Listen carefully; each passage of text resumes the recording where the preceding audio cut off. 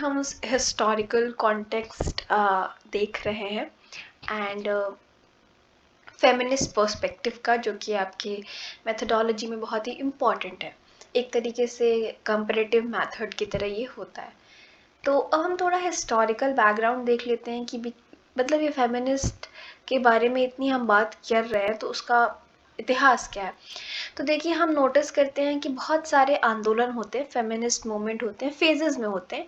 तो basically waste में, Europe में जो औरतें होती हैं वो अपने को वोटिंग का अधिकार मांगती हैं, क्योंकि वोटिंग का अधिकार औरतों के पास नहीं होता है। ठीक है, और यहाँ से आंदोलन प्रारंभ होता है क्योंकि उनको रियलाइज होने लगता है, औरतों को, लड़कियों को, कि शायद हमको इक्वल नहीं समझा जा रहा। इक्वल क्या, हमें आसपास भी नहीं समझा जा रहा पुरुषों की तरह।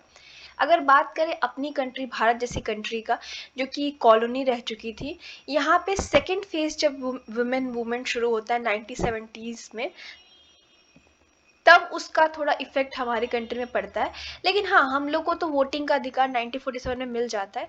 तो वोटिंग वाला नहीं, बट अदर जो डिफरेंसेस होती हैं पुरुष और महिला के बीच में, उसके बारे में थोड़ा हम लोगों में मतलब जागृति, या हम जानने लगते हैं, अवेयरनेस आ जाता है कि हाँ, हम लोग को अलग अलग ट्रीट किया जाता है। क्योंकि कई बार चीज़ें इतनी नेचुरल होती है ना कि हमें पता नहीं होता कि हमारे साथ भेदभाव हो रहा है। ठीक है, तो इस वजह से तो आपको जैसे पता है कि जो कंपैरेटिव मेथड है, आपने उसके बारे में भी वीडियो चैनल पे है, जाके देखिए। तो उसमें कंपैरेटिव मेथड में ये शुरू हुआ और बहुत थिंकर्स ने इस्तेमाल करना, मतलब इसको प्रयोग किया, और हम देखा जाए तो ऑटोमेटिकली हमारा ब्रेन इस तरीके से वर्क करता है कि हम दो चीज़ों को कंपेयर करते हैं। इस तरीके की उसकी हिस्ट्री है। लेकिन अगर हम फेमिनिस्ट की मेथड की बात करें तो इसकी हिस्ट्री थोड़ी डिफरेंट है, क्योंकि ये जो आइडिया भी डेवलप हुआ है ना, वो आंदोलन से हुआ। अब ये क्वेश्चन हो सकता है कि क्या हर फेमिनिस्ट जो स्कॉलर है, या जो हर कोई जो फेमिनिस्ट मेथड यूज़ करता है, वो एक्टिविस्ट है या नहीं। ठीक है, मतलब ये भी हो सकता है कि कोई इंसान एक्टिविस्ट हो, आंदोलन कर रहा हो, महिलाओं के राइट के लिए लड़ रहा हो और फेमिनिस्ट अप्रोच कर रहा, कोई नहीं भी हो सकता है। ठीक है, ये बहुत बड़ा क्वेश्चन नहीं है। बट क्वेश्चन ये है कि जो इशू था, जो इमर्ज होने लगा कि विमेन को इक्वल राइट नहीं मिला, वो रेडिकल मूवमेंट से ही शुरू हुआ। कि उनको रियलाइज़ होने लगा कि जो ये सोशल ऑर्डर है, जिस समाज में हम रह रहे हैं, वहाँ पे नेचुरल के नाम पे, या ये कह के कि डेस्टिनी है कि आप ऐसी हैं, आप कमज़ोर पैदा हुई हैं, आपके पास राइट, आपको ऐसे ही जीना है, ये सब चीज़ों को क्वेश्चन करना शुरू कर दिया गया। ठीक है, और अब इसका इम्पैक्ट कितना हुआ, कितना चेंज किया, तो वो तो आप लोग कमेंट में बताइए कि आपको क्या लगता है कि आपकी मदर और आप में मतलब कितना डिफरेंस है राइट्स को लेके, और गाइस भी बता सकते हैं कि कितना डिफरेंट है उनकी मदर के लाइफ में और उनके सिस्टर के लाइफ में, या उनकी लाइफ में। क्योंकि फेमिनिस्ट कभी सिंपली ये नहीं बात करती कि सिर्फ विमेन राइट हो, फेमिनिस्ट बात करती हैं कि समाज में इक्वालिटी हो। अगर हम सिंपली देखें, जो मेरा पर्सपेक्टिव है, तो पेट्रियार्की, पुरुष सत्तात्मक समाज, केवल महिलाओं के लिए ही नहीं समस्या क्रिएट करता है, वो पुरुषों के लिए भी क्रिएट करता है। देखिए, अगर आप नोटिस करिएगा तो पुरुषों के ऊपर भी बहुत सारे बैन हैं कि आप रो नहीं सकते। क्यों नहीं रो सकते, वो भी तो इंसान है। और आप इस तरीके के कपड़े नहीं पहन सकते, आप ये कलर नहीं पहन सकते, आप जॉब करेंगे तभी ये होगा। तो देखिए, एक्चुअली ये जो सोसाइटी है ना, सिर्फ विमेन के लिए इशू नहीं क्रिएट करती, वो मेल के लिए भी इशू क्रिएट करती है।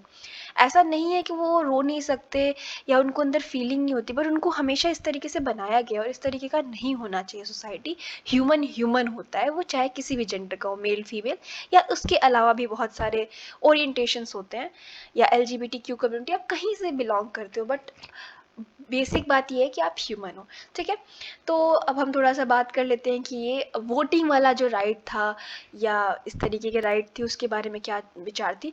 तो जो वोटिंग का राइट था, वो बहुत बड़ा स्ट्रगल था। बहुत सारी औरतें जो थी, बहुत सारे फेमिनिस्ट जो थी, वो बहुत ज़्यादा आंदोलन कर रही थी कि उनको अधिकार मिले।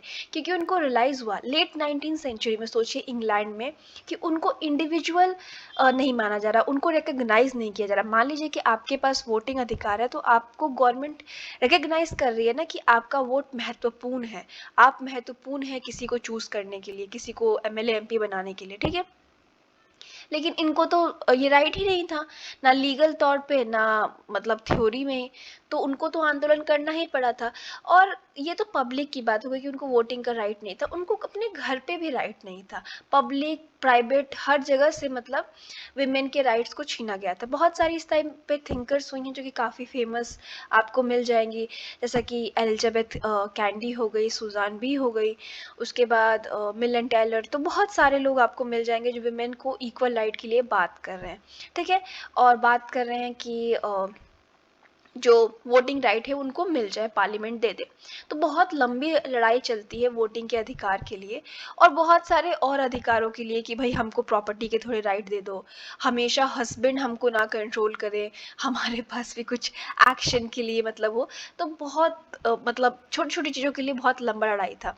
और ऐसा था कि मतलब बहुत सारे थिंकर्स का बिलीव ये था कि केवल मांगने से नहीं मिलता, आंदोलन तो करना पड़ता। तो इस तरीके का सिचुएशन था।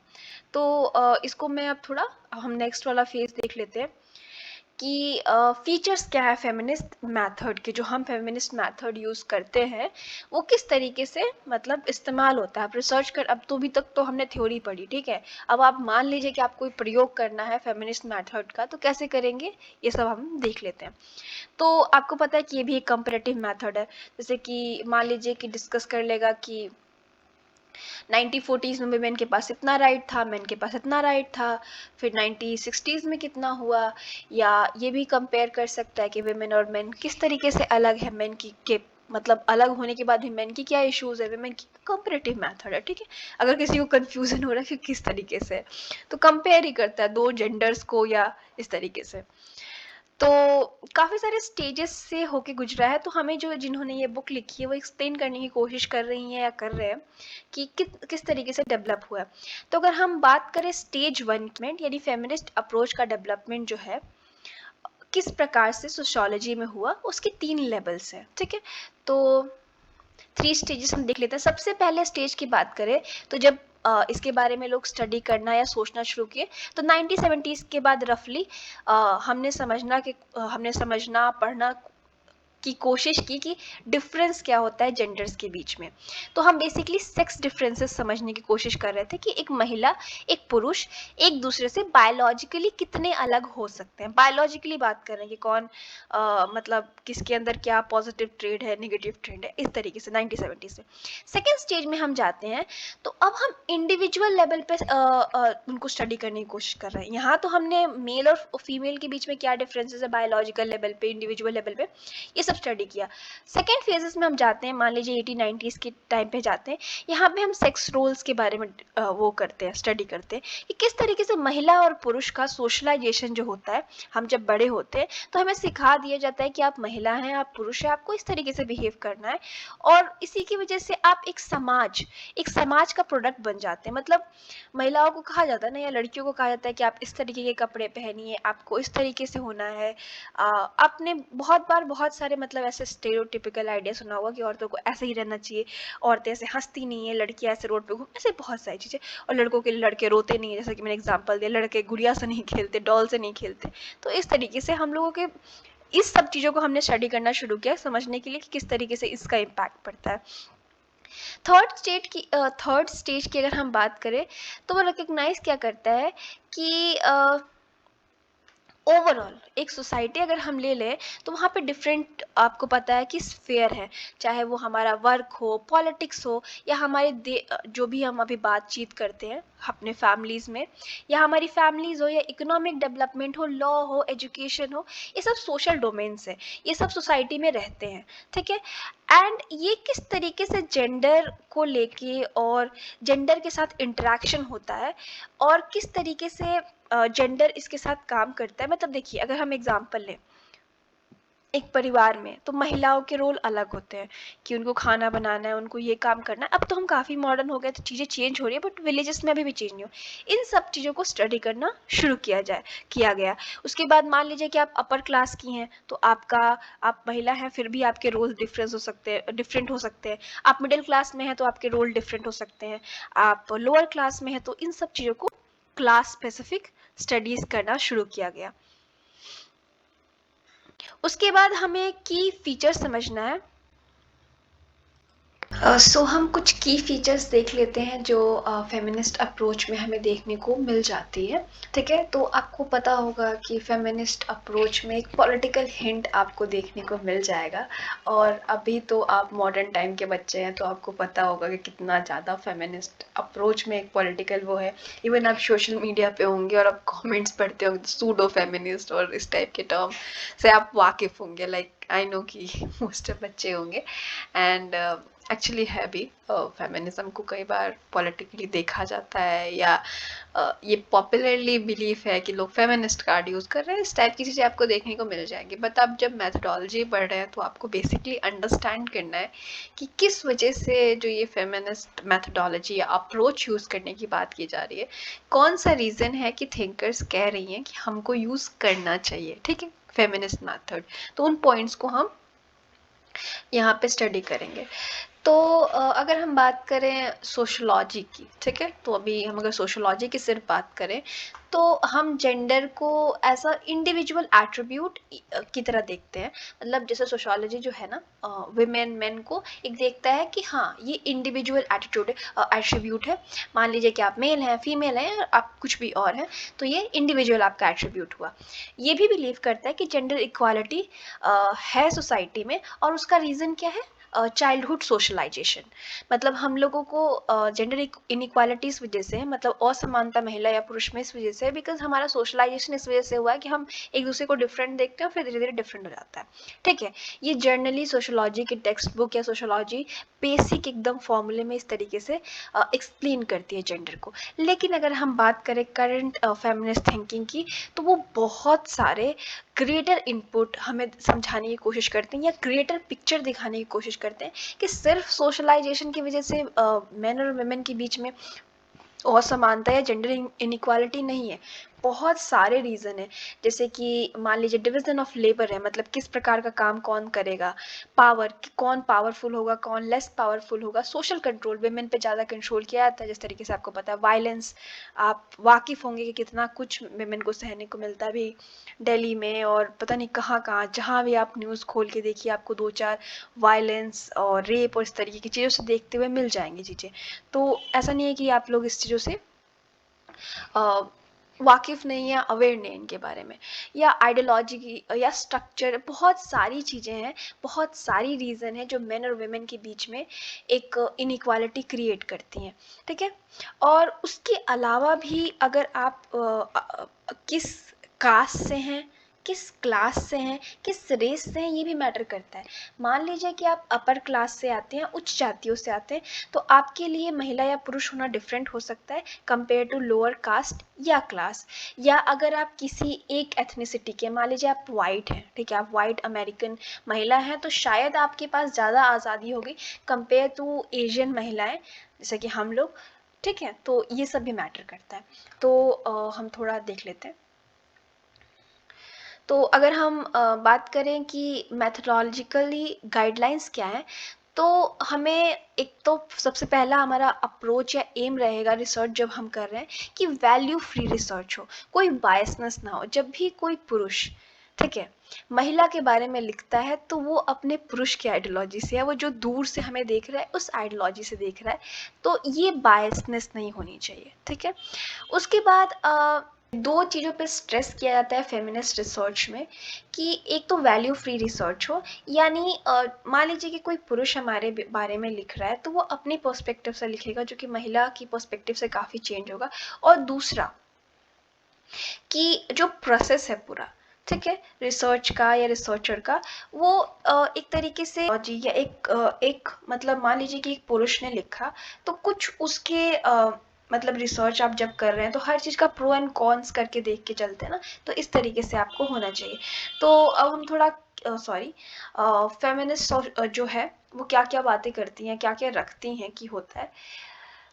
तो सबसे पहला पॉइंट तो यही रखते हैं कि जो सोशोलॉजी है या कोई भी सोशल साइंस में रिसर्च होता है वो मेन का एक्सपीरियंस है।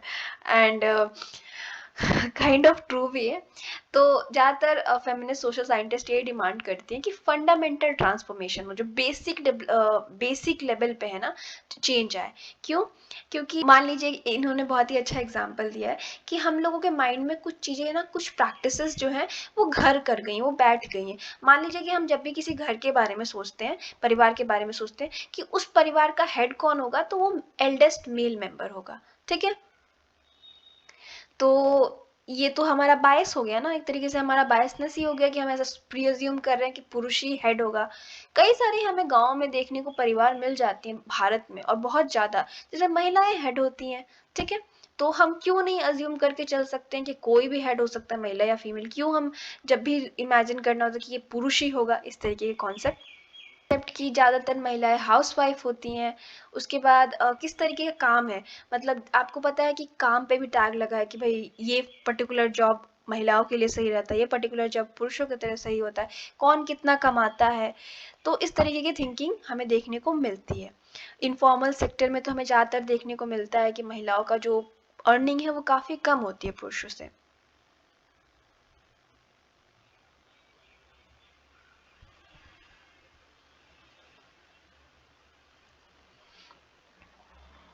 बहुत सारे इन लोगों ने हमें ये भी दिखाया कि मतलब मान लीजिए दिल्ली का इन लोगों ने स्टडी किया और पता चला इनको कि जो ये इनफॉर्मल सेक्टर में जो काम होता है, जैसे कि मान लीजिए इलेक्ट्रॉनिक पार्ट्स लगाना या खिलौने बनाना या जरदोजी वगैरह का काम वगैरह होता है, उसमें महिलाओं को थोड़ा पुरुषों से तो कम ही मिलता है सिमिलर काम के लिए। उसके बाद एक और चीज़ ये लोग रेज करती हैं फेमिनिस्ट, कि जो हाउसवर्क है ना, मतलब जो घर के काम होते हैं, उसको अभी भी ना काम नहीं कंसिडर किया जाता। मतलब आप घर पे रह के मतलब जॉब पे आप जाती, तो वहाँ आप जॉब करके पैसा कमाती, घर पे आप खाना बना रही हैं, बर्तन धो रही हैं, बहुत सारे घर में काम होते हैं, तो उसको वर्क नहीं कंसिडर किया जाता। वो बोलते हैं कि बस घर पे है। तो देखिए, वर्क तो वर्क होता है, चाहे आप कहीं भी कर रहे हो। अब इस पे लोग बहुत कुछ डिबेट कर सकते हैं, ये फेमिनिस्ट लोगों का पर्सपेक्टिव है कि इस तरीके से देखा जाए। तो इनके कहने का मतलब है कि ज़्यादातर जो रिसर्च होता है या ज़्यादातर हम जो अंजम्पशन करते हैं, और अगर हम ग्राउंड रियलिटी देखें तो विमेन की सिचुएशन काफ़ी कम है, और ज़्यादातर चीज़ें जो हैं वो पुरुष के पर्सपेक्टिव से या मेन की जो पर्सपेक्टिव है उसके थ्रू लिखी जाती हैं। उसके बाद विमेन को इग्नोर किया गया है सोशल रिसर्च से, सेकंड पॉइंट है। तो फेमिनिस्ट जो है वो बोलती हैं कि जो सोशल एनालिसिस है या सोशल वर्ल्ड है, इवन क्लासिकल सोशोलॉजी की भी हम देखें, ठीक है, तो उसमें अगर हम लैंग्वेज का भी एनालिसिस करते हैं, क्लासिकल सोशोलॉजिस्ट का भी वो करते हैं, तो उसमें हमें देखने को मिलता है कि आप अगर मेरे चैनल पे फेमिनिस्ट पर्सपेक्टिव पे ऑलरेडी एक वीडियो होगा, आप उसको भी देख सकते हैं। तो ज़्यादातर क्लासिकल थिंकर्स ने भी फीमेल्स के बारे में कुछ खास बातें की नहीं है। ठीक है? और फीमेल्स को कभी एज अ मतलब क्लासिकल थिंकर्स हों या ऐसे तरीके से विमेन को कोई इतना इम्पोर्टेंस ही नहीं दिया गया है। ठीक है? ज़्यादातर पार्ट जो था, ज़्यादातर सोसाइटी जो थी वो डोमिनेटेड मेल द्वारा थी। अगर हम मार्क्स, वेबर, डर्कहाइम वगैरह की बात करें, जो 19th सेंचुरी के थिंकर्स थे, हमारे क्लासिकल थिंकर्स, इनका भी मानना था कि जो सोशल वर्ल्ड है, जो हमारा समाज है, उसमें ज़्यादातर जो एक्टिविटीज़ होती हैं वो पुरुष ही करते हैं। इनकी भी थ्योरीज महिलाओं के संबंधित कुछ है नहीं। ठीक है?